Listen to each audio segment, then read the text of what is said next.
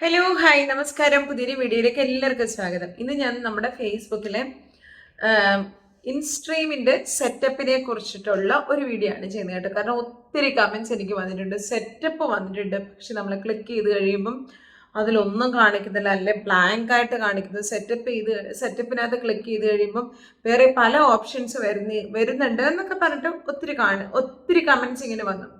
അപ്പം ഞാൻ നിങ്ങൾക്ക് അതിൻ്റെ ഡീറ്റെയിൽ ആയിട്ടുള്ള വീഡിയോ ഒന്ന് സ്ക്രീൻ റെക്കോർഡൊക്കെ ചെയ്തിട്ട് കാണിച്ചു തരാമെന്ന് വിചാരിക്കുന്നു. കാരണം സെറ്റപ്പ് എന്ന് പറയുന്ന ഒരു ഓപ്ഷൻ വന്നു കഴിഞ്ഞാൽ നമ്മൾ ജസ്റ്റ് ക്ലിക്ക് ചെയ്ത് പോകുമ്പോൾ അവർ തന്നെ പറയും അടുത്ത നെക്സ്റ്റ് ഇന്നതാണ് ചെയ്യേണ്ടത്, അല്ലെ നെക്സ്റ്റ് ബാങ്ക് അക്കൗണ്ട് നമ്മൾ ആഡ് ചെയ്യണം, അടുത്ത് നമ്മുടെ അഡ്രസ്സ് കൊടുക്കണം, നമ്മുടെ പ്രൂഫ് കൊടുക്കണം, അങ്ങനെ നമുക്ക് ഓപ്ഷൻസ് അതിനകത്ത് തന്നെ ഉണ്ട്. നമ്മൾ ജസ്റ്റ് ക്ലിക്ക് ചെയ്ത് പോകുന്ന ആ ഒരു കാര്യം മാത്രമേ ഉള്ളൂ.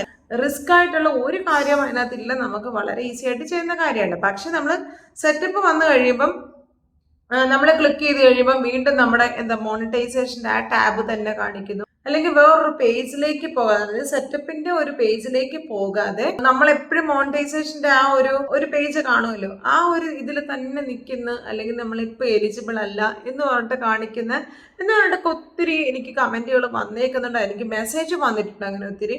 അപ്പൊ ഡീറ്റെയിൽ ആയിട്ടുള്ള ഒരു വീഡിയോ അതിനു വേണ്ടി ഇടാമെന്ന് വിചാരിച്ചിട്ടാണ് ഇന്നിങ്ങനെ വന്ന് ഇൻസ്ട്രീം ആഡിനെ കുറിച്ചുള്ള വീഡിയോ ഇടുന്നത്. ഇൻസ്ട്രീം ആഡൊക്കെ അറിയാലോ, ഇപ്പൊ അതിന്റെ ആ ക്രൈറ്റീരിയാസ് എല്ലാം അമ്മമാരെടുത്ത് കളഞ്ഞു.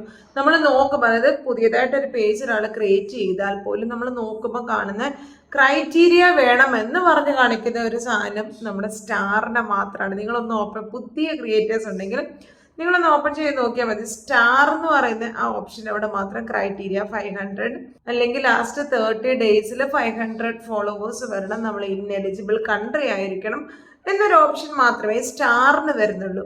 ബാക്കി എല്ലാ ഓപ്ഷനും, അതായത് ബോണസ്, നമ്മുടെ റീൽസ്, ഇതെല്ലാം ഇൻവിറ്റേഷൻ പ്രോഗ്രാമാണ്. അപ്പൊ നമുക്ക് ഒത്തിരി പേര് പിന്നെ പറയുന്ന ഒരു കാര്യം, എനിക്ക് 15K ഫോളോവേഴ്സ് ഉണ്ട്, അല്ലെങ്കിൽ എനിക്ക് 7K ഫോളോവേഴ്സ് ഉണ്ട്, 6K ഉണ്ട്, അല്ലെങ്കിൽ 30K ഉണ്ട്, നിങ്ങൾക്ക് ഇനി 1,000,000K ഫോളോവേഴ്സ് ഉണ്ട് എന്ന് പറഞ്ഞാലും ഇപ്പൊ ഈ ഇൻസ്ട്രീം ആഡ് അല്ലെ ബോണസ് അല്ലെങ്കിൽ റീൽസ് ഇതെല്ലാം വരണമെന്നുണ്ടെങ്കിൽ ഫേസ്ബുക്ക് കനിഞ്ഞല്ലാതെ നമുക്കിതൊന്നും ഇപ്പൊ കിട്ടാനുള്ള ഓപ്ഷൻ ഇല്ല.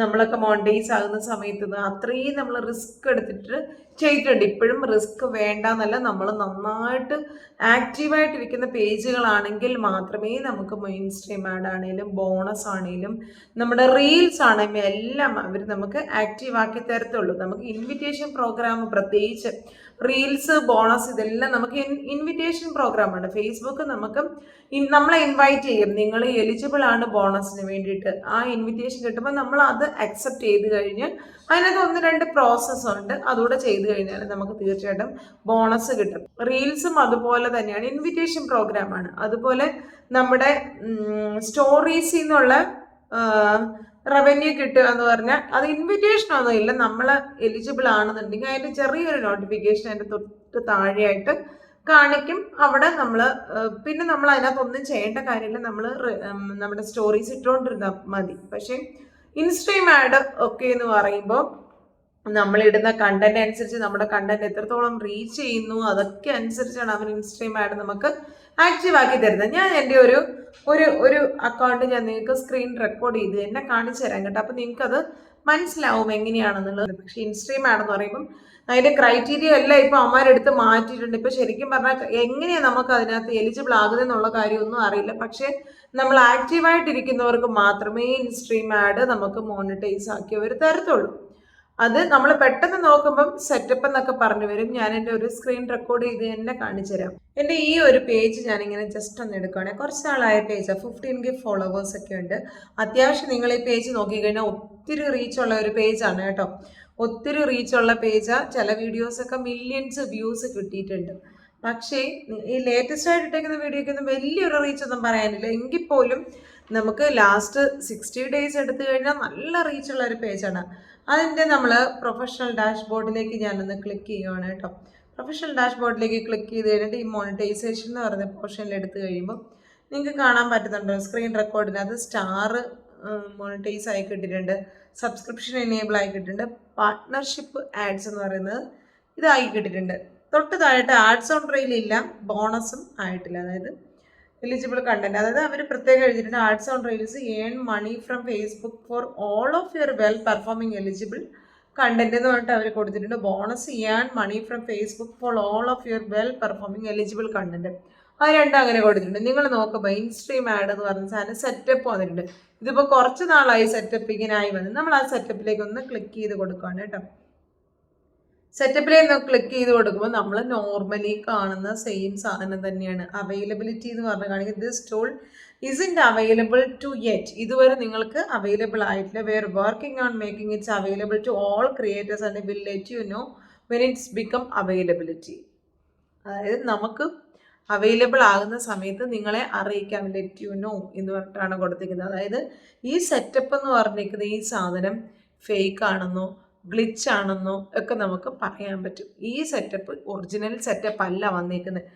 ഒറിജിനൽ സെറ്റപ്പ് ആണെങ്കിൽ നമ്മൾ ഈ സെറ്റപ്പ് ഇങ്ങനെ ക്ലിക്ക് ചെയ്ത് കഴിഞ്ഞാൽ തന്നെ അടുത്ത അതിൻ്റെ മോണിറ്റൈസേഷൻ പ്രോസസ്സിലേക്കാണ് പോകുന്നത്. ഇത് ഗ്ലിച്ചായിട്ട് ഫേസ്ബുക്ക് ഇപ്പോൾ ഒത്തിരി പേർക്ക് ഇതേ സാധനം അയക്കുന്നുണ്ട് കേട്ടോ. സംഭവം ഇത് ഒറിജിനൽ സെറ്റപ്പ് അല്ല, ഇൻസ്ട്രീം ആഡിൻ്റെ ഒറിജിനൽ സെറ്റപ്പ് അല്ല നിങ്ങൾക്ക് വന്നിരിക്കുന്നത്. നിങ്ങൾക്കിത് കറക്റ്റായിട്ട് അറിയണമെന്നുണ്ടെങ്കിൽ ഞാൻ എൻ്റെ ഫേസ്ബുക്ക് കമ്പ്യൂട്ടറിനകത്ത് ഓപ്പൺ ചെയ്ത് നിങ്ങളെ കാണിച്ചു തരാം. അപ്പോൾ നിങ്ങൾക്ക് കറക്റ്റായിട്ട് മനസ്സിലാകുന്നതായിരിക്കും ഈ സെറ്റപ്പ് ഒറിജിനൽ ആണോ ഇല്ലയോ എന്നുള്ളത്. കാരണം നമ്മൾ എപ്പോൾ നോക്കിയാലും ഒറിജിനൽ സെറ്റപ്പ് ആണെന്നുണ്ടെങ്കിൽ നമ്മുടെ കമ്പ്യൂട്ടർ കാണിക്കുക. അപ്പം ഞാൻ ഈ ചെയ്ത് നോക്കുന്ന പോലെ നിങ്ങൾ നിങ്ങളുടെ കമ്പ്യൂട്ടർ ചെയ്ത് നോക്കിയിട്ട് അത് അതിനകത്ത് വന്നിട്ടുണ്ടെന്നുണ്ടെങ്കിൽ നിങ്ങളുടെ റിയൽ ആയിട്ടുള്ള സെറ്റപ്പാണ്, ഗ്ലിച്ച് അല്ല എന്ന് നമുക്ക് മനസ്സിലാക്കാൻ പറ്റും. അപ്പം ഞാനിപ്പോൾ എൻ്റെ ഫേസ്ബുക്കിൻ്റെ മെറ്റാ ബിസിനസ് സ്യൂട്ട് ഒന്ന് ഓപ്പൺ ചെയ്തിട്ടുണ്ട്. ഞാനിപ്പോൾ നിങ്ങളെ സ്ക്രീൻ റെക്കോർഡ് ചെയ്ത് എൻ്റെ കമ്പ്യൂട്ടറിനകത്ത് കാണിച്ച സെയിം സാധനം നിങ്ങൾക്ക് ഇവിടെ ഓപ്പൺ ചെയ്ത് കാണിക്കുന്നുണ്ട്. ഇവിടെ നേരെ ഞാൻ മോണിറ്റൈസേഷൻ എന്ന് പറഞ്ഞ ടാബിലേക്ക് പോവാണ് ഡയറക്റ്റ് കേട്ടോ. മോണിറ്റൈസേഷൻ ടാബിലേക്ക് പോയി കഴിഞ്ഞാൽ ഇവിടെ നോ മോണിറ്റൈസേഷൻ വയലേഷൻ എന്ന് പറഞ്ഞിട്ട് കാണിക്കുന്നുണ്ട്. അവിടെ വ്യൂ പേജ് എലിജിബിലിറ്റി നമ്മളൊന്ന് ക്ലിക്ക് ചെയ്ത് നോക്കുകയാണ്. ക്ലിക്ക് ചെയ്ത് നോക്കുമ്പോൾ വ്യൂ, അതായത് സബ്സ്ക്രിപ്ഷൻ മാത്രം എനിക്ക് ഇനേബിൾ ആയിട്ടുണ്ട്, സ്റ്റാർസും ഇനേബിൾ ആയിട്ടുണ്ട്. വേറെ ഒന്നും അതിൻ്റെ താഴേക്ക് നമ്മൾ സ്ക്രോൾ ചെയ്താലില്ല. വേറെ ഒരു സാധനം നമുക്ക് കണ്ടുപിടിക്കാൻ പറ്റുന്നില്ല. നമ്മുടെ എന്തൊക്കെ നമുക്ക് മോണിറ്റൈസ് ആയി കിട്ടിയെന്ന് ഉള്ളത് മാത്രമാണ് നമുക്കിവിടെ കാണിക്കുന്നത്. അല്ല നമ്മൾ മോണിറ്റൈസ് ആകാനുള്ള സെറ്റപ്പ് വരുമായിരുന്നുണ്ടെങ്കിൽ ഇവിടെ തന്നെ ഈ ഒരു പോർഷനിൽ തന്നെ ഒന്നുകിൽ ഇതിന്റെ താഴെയായിട്ട് ഈ പോർഷനിൽ നമുക്ക് സെറ്റപ്പ് എന്ന് പറഞ്ഞിട്ട് വരും. കാരണം നമുക്ക് ഇതുവരെ മോണിറ്റൈസ് ആക്കിയേക്കുന്ന സബ്സ്ക്രിപ്ഷൻ ഉണ്ട്, ഈ സബ്സ്ക്രിപ്ഷൻ എന്ന് പറയുന്ന സാധനം ഉണ്ട്, ഈ സ്റ്റാർ എന്ന് പറയുന്ന സാധനം ഉണ്ട്. അതിന്റെ തൊട്ട് താഴെയായിട്ട് വീണ്ടും നിങ്ങൾ നോക്കിക്കഴിഞ്ഞാൽ ടൂൾ ടു ട്രൈ എന്ന് പറഞ്ഞ് ഇവിടെയാണ് വരേണ്ടത്. ഈ ടൂൾ ടു ട്രൈ എന്ന് പറയുന്ന സ്ഥലത്താണ് നമ്മുടെ നമ്മുടെ ഇൻസ്ട്രീം ആഡിന്റെ സെറ്റപ്പ് ഒന്നുകിൽ വരണ്ട.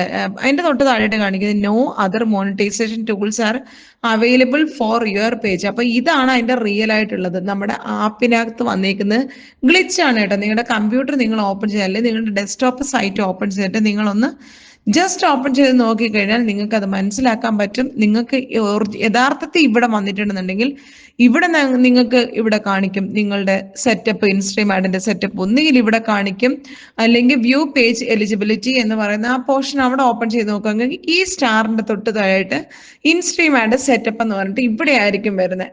അപ്പൊ നിങ്ങൾ ഒന്ന് ചെക്ക് ചെയ്ത് നോക്കിക്കോളൂ. നിങ്ങളുടെ മൊബൈലിൽ സെറ്റപ്പ് വന്നിട്ടുള്ളവരാണെന്നുണ്ടെങ്കിൽ നിങ്ങളുടെ കമ്പ്യൂട്ടറും കൂടെ ഓപ്പൺ ചെയ്തിട്ട് സെറ്റപ്പ് വന്നിട്ടില്ല എന്നുണ്ടെങ്കിൽ ആ നിങ്ങൾക്ക് ഫേക്ക് ആയിട്ട് വന്നേക്കുന്ന സെറ്റപ്പാ. ഫേക്ക് എന്ന് പറഞ്ഞാൽ നമ്മളെ കളിപ്പിക്കാൻ വേണ്ടി ഫേക്ക് സ്കാമേഴ്സോ ചെയ്തെന്നല്ല, ഫേസ്ബുക്കിന്റെ ഭാഗത്ത് വന്നേക്കുന്ന ഒരു മിസ്റ്റേക്ക് മാത്രമാണ് അത്, അല്ലെങ്കിൽ ഒരു ഗ്ലിച്ച് മാത്രമാണ്.